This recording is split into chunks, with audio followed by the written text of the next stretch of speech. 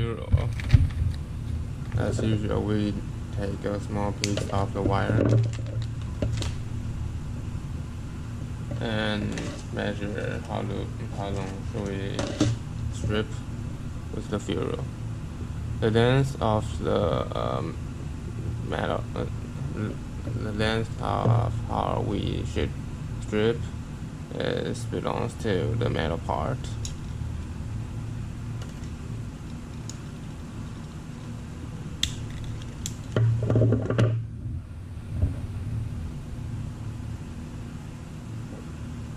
And after you strip it, you should, as usual, you should twist it with your finger, and you just simply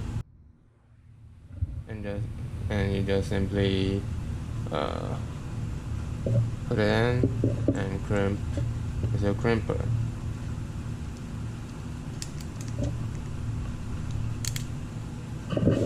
And you'll find out it is strong. But if you want to make it stronger and more durable, I suggest you to use this kind of tube.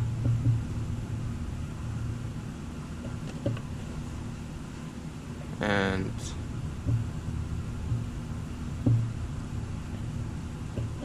we heat it with the heater.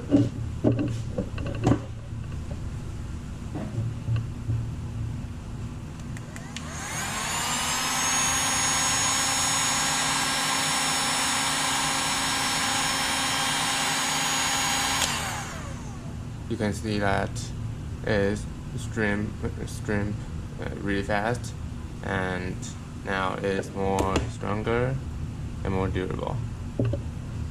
Now this is for the crimp.